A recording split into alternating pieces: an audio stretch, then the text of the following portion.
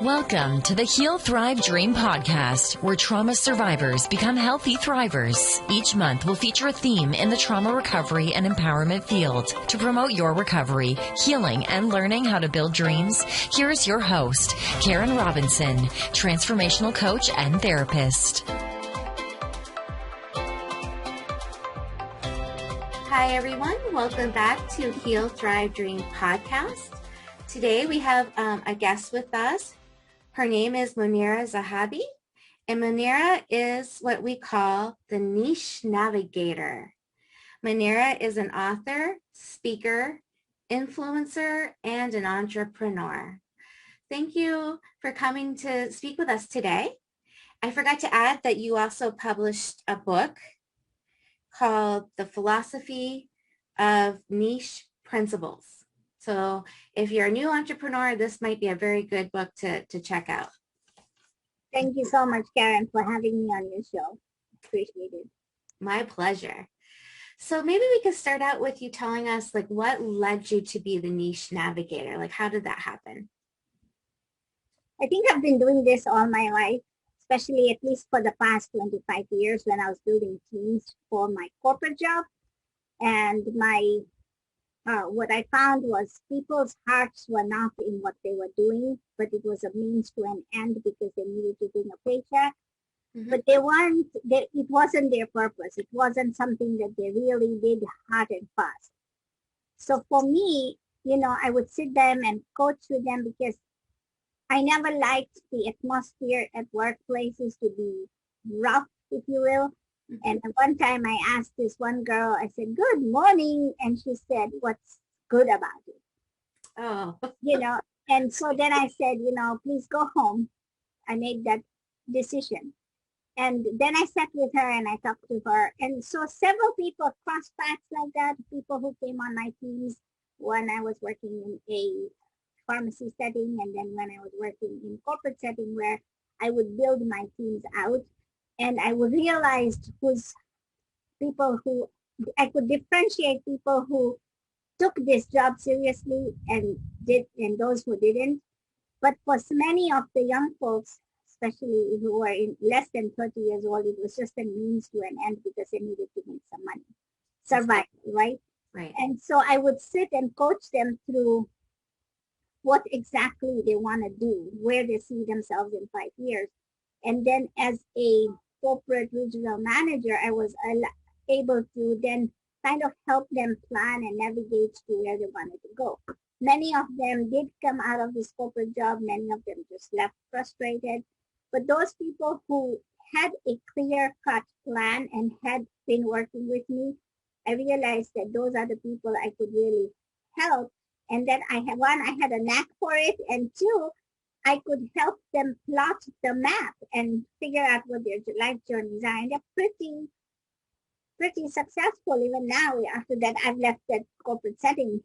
So, it became a lifelong journey and something that I just thought that I should help people with because I realized people have a lot of skills they accumulate, but they have so much that they forget they have a certain skill, and two, all these things, how can they spin it together to repurpose it to become something else? And so I, as a niche navigator, I help people figure out their purpose, their why. I'm really glad that you mentioned purpose and why, because I also do that work as well in my coaching. It's huge. Like, it's hard to navigate in any area of your life if you don't know what your purpose is or what your passions are. So that's pretty huge. So what can you share with us about your personal life? And if you'd rather not share anything, that's also okay. But anything you could share with us about how you grew up, like where you're from, what it's been like as a woman, as an entrepreneur, anything that you're willing to share, our audience would probably appreciate whatever you're willing. So I have a pretty interesting life, and I call it interesting because most people think of me when they look at me, they say, "Oh, she's Indian," right? But I'm not Indian I'm Indian by ethnicity because my great grandfather came from India, but I'm actually from East Africa. I was born and raised in Kenya. Kenya. Okay. So, life was good when I grew up. I had two brothers. I had a mom. My parents we were a middle class family. We were okay, surviving enough. Hand to mouth, but, happy. Mm-hmm. But my mom was sick. She had acute asthma. And when I turned 12, she passed away. Oh. Month after, not even a month, but less than a month after I turned 12, she passed away. And my whole life, as I knew it, my whole world was disrupted. So kind of like the Cinderella story, the man needs to work, the woman needs to be there to take care of the kids. So my father, I kind of talked my father into it because I was going to leave school. And with family pressure and everything, he decided, okay, he's going to go through and marry somebody. So he did. 8 months later, 8 months after my mom passed, he married her. Mm-hmm. And she came with her own agenda because she was an older woman, spinster, never married. She wanted to do what she wanted to do. And I don't understand what her agenda was. I still never to this day could figure it out. But she came with an agenda that she made it sure that my siblings and I were broken apart. Now, a mother is like the binding flour of a pancake or whatever, the egg, if you will, in an omelet, right? All veggie omelet. And she was the binding flour. But what she did was she made sure that each of us had our own paths. So 15, when I turned 15, she made sure that I was married off. My husband was 13 years older than I was. Okay, so you're 15 and he was 45? 28. Oh, okay. 13 years. Oh, 13. I thought you said 30. Not 30. I mean, 13 is bad enough, right? Yeah, 13 is bad enough, right? So, and the agenda there, I mean, it wasn't like I had a say that I needed to, that you're going to get married, you have a say to who's going to be your partner.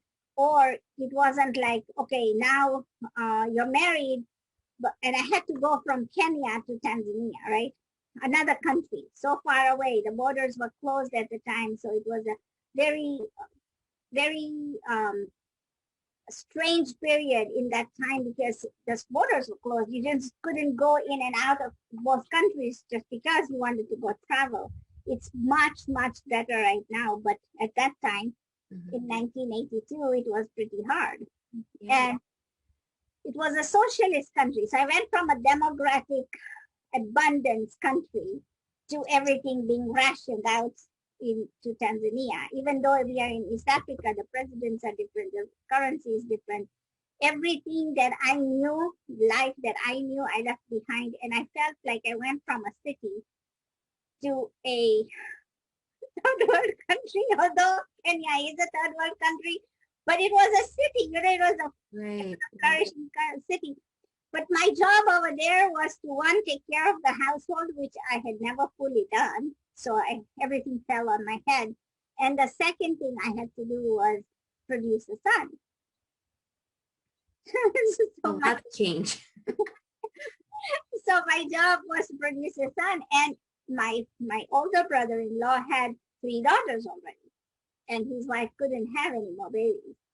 So it fell on my shoulders. The younger brother was, he didn't want to get married. He just, I'm not going to do this. I'm not doing this. I'm not getting married. This is too hard.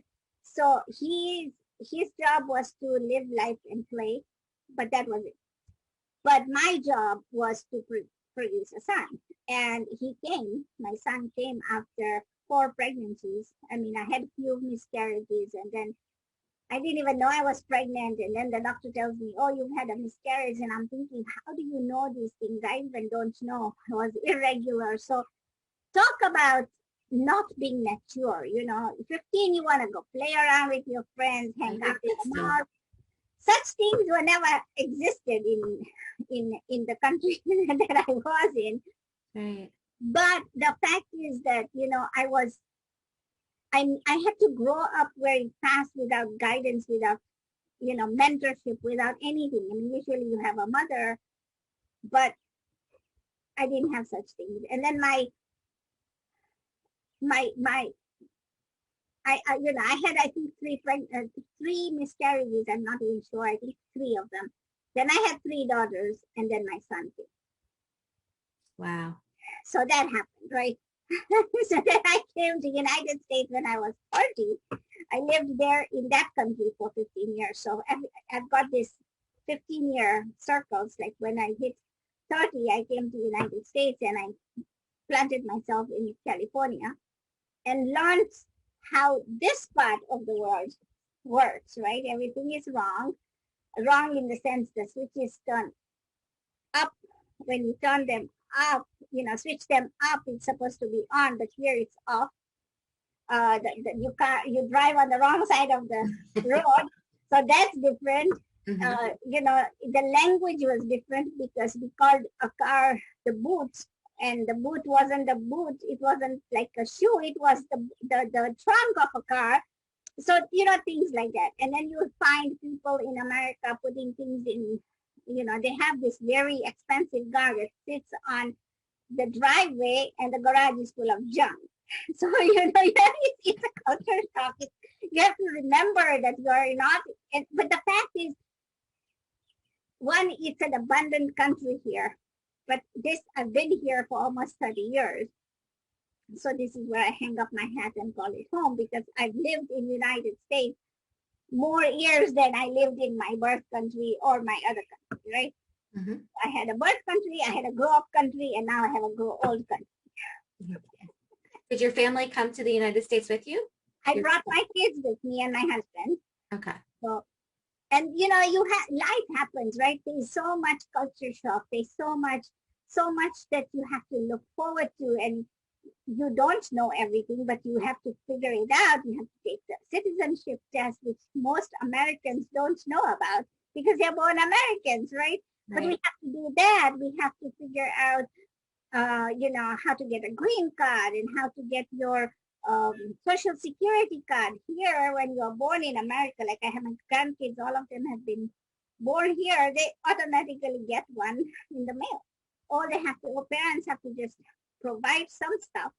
And that's it. Here you have to go show up, and the DMV wants to see three kinds of proof. You have your passport, but you have nothing else. so what do you do, right? But that's all learning things, right? There's always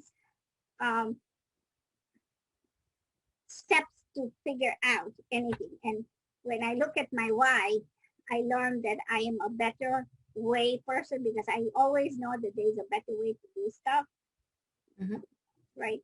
And then in that process, I got divorced with my husband. We were married for 24 years, mm-hmm. but we were kind of together even after the divorce because of the kids for 37 years until I married him in 2014.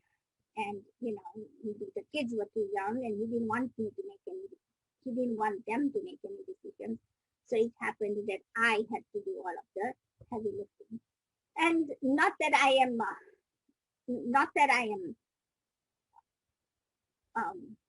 what's the word? I'm complaining, but I still learn. So there's so many things in life that we got to put in place in life. You have to have a burial insurance. You have to have a credit card that can, you can swipe to bury this person, or you have to have bills, and you have to have a trust in place, and you have to know the doctors, and you have to know so many things. If you go backwards, and how you think about what kind of trauma does this person have to go through to live again. But at that time I was working in corporate, came back to 10 years after we divorced. I met this other guy, and to realize too late that he too was a sick man, and he passed away last year. So, so bury two people, but you learn from experience from the first one, and you try to replicate the process, and you say, you know what? No, I did this. I don't want you to go through this again. Can we do this way? And it works because those processes in place work. Mm-hmm. So now I'm a widow and I'm helping other people get through to what their purpose is. And it takes time, it takes work, but it really takes the will to do something that I want to figure out what I want to figure out. And can I do this? Yes. Yeah. Yeah. So I'm guessing your life experiences have a lot to do with what inner strength you've brought to your, your current role. How have you connected the dots? Like, do you use your personal experiences when you're coaching businesswomen when they're setting up their businesses? Yes, you have to. You have to. Yeah. There's funny things and then they sad things. Mm-hmm. But I always tell them that, I'm telling you all of these things because of the blunders that I've made. And I don't want you to figure this out. And I'll give you an example. So when we first came to America, I got this letter in the mail. And I still have it somewhere. It was this letter that said that you have to call this 900 number and we will give you some $25,000. Now here, this is the land of opportunity, but there's also people who take this opportunity and twist it around. So there are people who are not so nice, right? Right. And so my home phone, we did have a home phone at the time. So, for those people who don't know, we used to have a home phone that used to ring at home. And so I couldn't call a 900 number. So I went to my neighbor and I said, can I use your phone? And she's like, yeah, whatever bill comes, you have to pay. Right. Okay. So I call this number and of course they start talking to you about this, that, and the other, and they keep racking up the minutes. And by the time I finished and when the bill came, that call cost me $150. Now remember, I didn't have a job at the time. It was summer of 1995. And it was $150 and my neighbor was standing at the door waiting for me to cut her a check or give her some cash money. And I did not know how to pay her. I didn't realize that this was going to be so expensive. So for those folks listening, if you have a 900 number, please call it. I always make sure that this call is free from. So learning curve, right?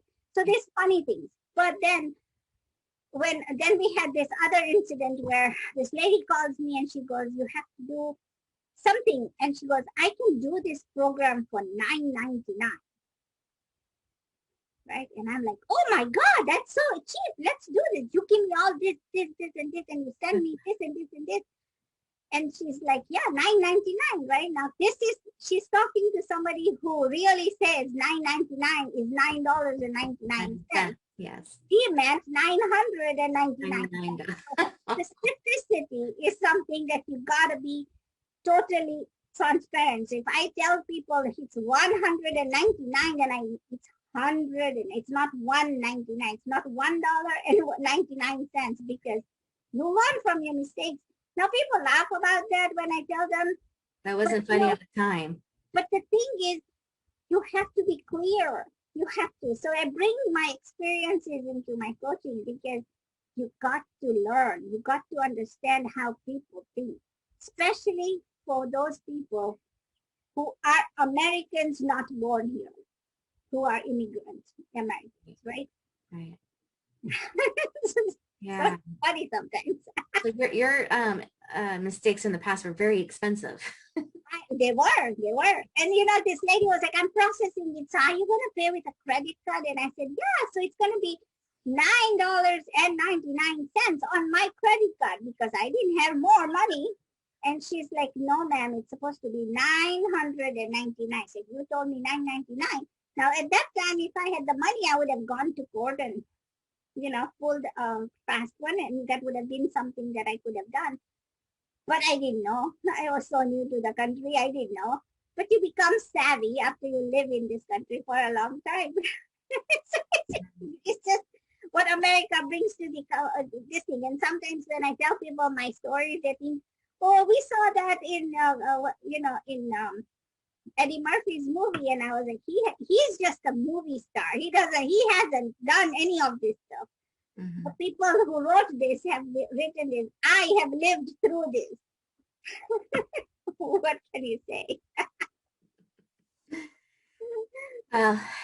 yes, and sometimes people take advantage, right? When someone's coming from a different country. And that's how a lot of young girls from different countries get, in the traffic situation, right? Because they misunderstand, or someone says, oh, there's this good opportunity for a job, and they don't know, what's going to happen.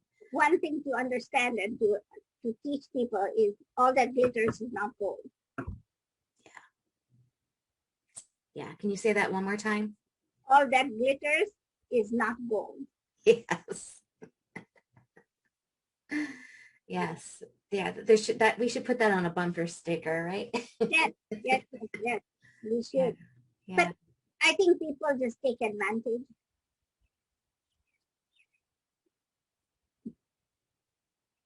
Go ahead. No.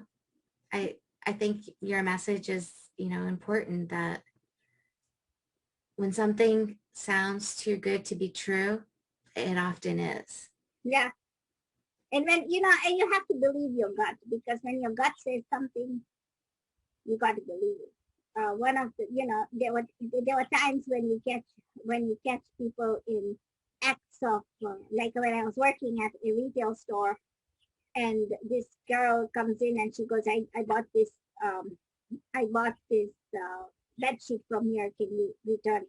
And I said, well, you have to go to the bed sheet people because they can find the numbers and everything for you. Her idea was to keep me busy. And then there were two other girls who decided to go behind the racks and start pulling the bras and put them in their dresses so they could steal some of them. Mm-hmm. And something was off. And she goes, my this was an older lady. She goes, my feet hurt. You want me to go all the way there? Can you not call somebody here? I just knew something was off.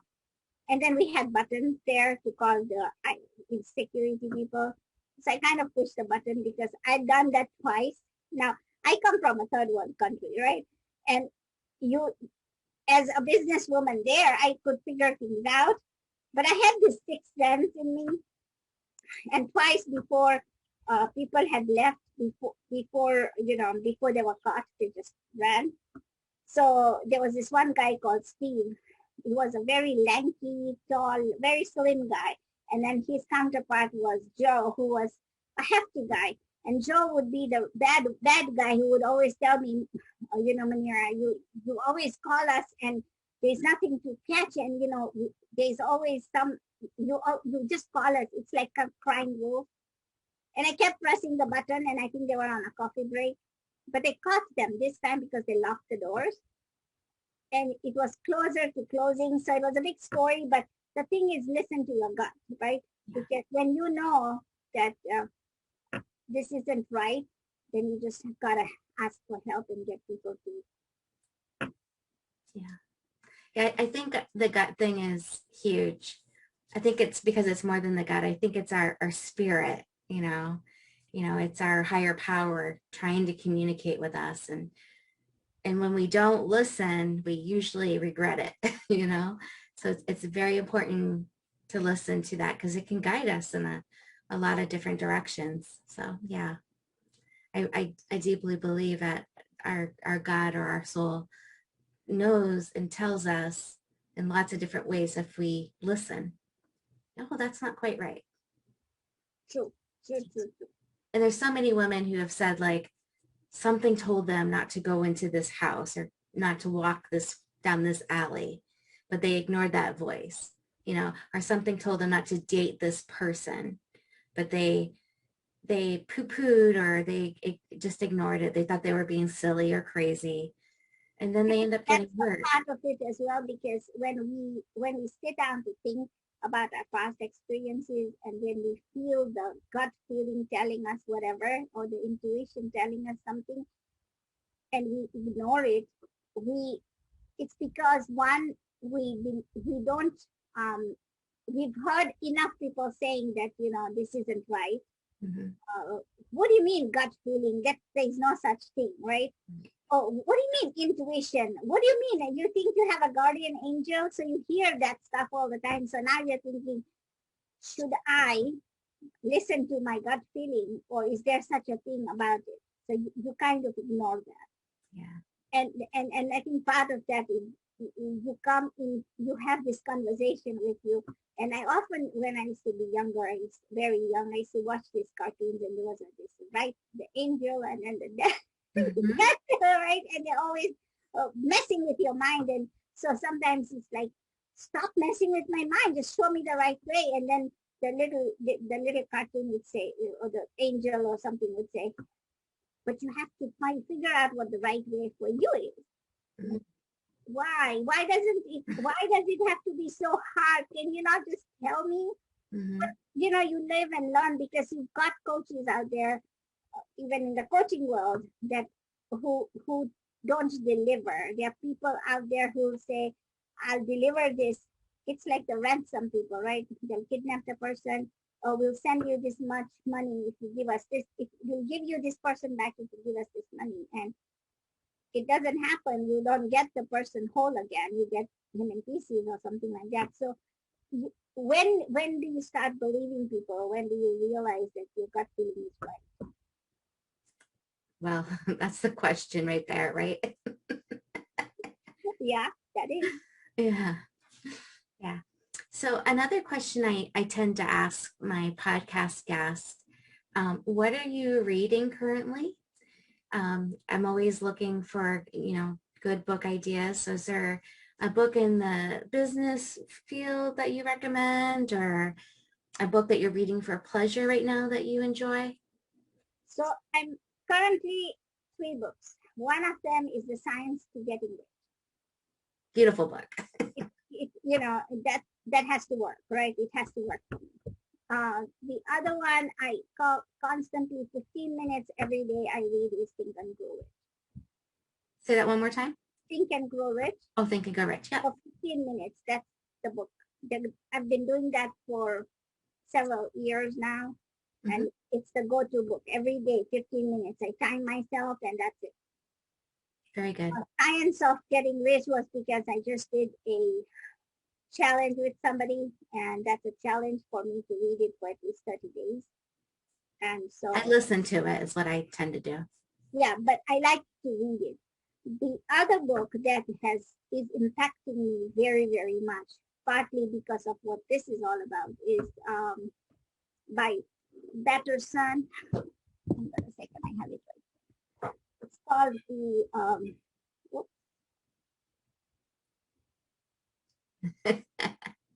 something like in a blank lion on a snowy day. Yeah, so it says In a Pit with a Lion on a Snowy Day. It's by Mark Batterson. This book, I haven't yet completed chapter 4, but I've been reading it for a month because I like the first 3 chapters so much that I keep reading it again and again, and it's on Audible, and I also get it from the Hoopla app in the library, but I have the hard copy. Then I go back and I listen to the words and I feel the words. But part of it is, I don't know how I got connected to this guy, but what he's teaching us is that everybody has hardships. Even the people who are great leaders, people like Moses and people like, I don't know the biblical names, because the biblical names in the Bible are different from the Quran names in the Quran, right? Right. Benaiah, he talks about Benaiah a lot in the first 4 chapters. But he talks about the hardships that people have to overcome. The thing is, with hardships, we never see the silver lining. We tend to complain. He talks about David when he was told to go, we are the warriors by his brothers. Go take care of the sheep, take care of the flocks, but we are going to go take care of the whatever, the opponents and people we need to fight. But the fact is that there was a hidden subliminal message that God put him to do that, because he killed the wolves. He killed the bears that came after his sheep, and he saved each one of his flocks. But then he didn't hesitate, because he'd already faced the danger. He didn't hesitate to stand in front of Goliath and said, I'm going to kill you. That's all I can do. because I've killed the wolves. I mean, this is my version of it. Or he writes it in a very flowery language, but that's what he had to do, right? He had to stand in front of this giant and say, but he's already faced the fear with the wolves. People like you and me would never face the wolf. We would just climb a tree and said, oh my God, I'm going to stand in this tree and not do anything. I think it's called fight, flight, or freeze. Yeah. So there was a movie, some kind of something that I saw on YouTube, or not YouTube, on Facebook. You know, they have these movie things where this guy was hunting with his family. It was like a primitive third world, you know, Stonehenge movie. Everybody was dressed in skins, and they had killed a mammoth. But this guy, the hero, if you will, had tried to kill. Something happened and he got injured. So now the clan, the men clan, was supposed to figure. They were trying to figure out if they should take the meat home to the family or carry this guy. Mm-hmm. So they left him. They left him and took the meat.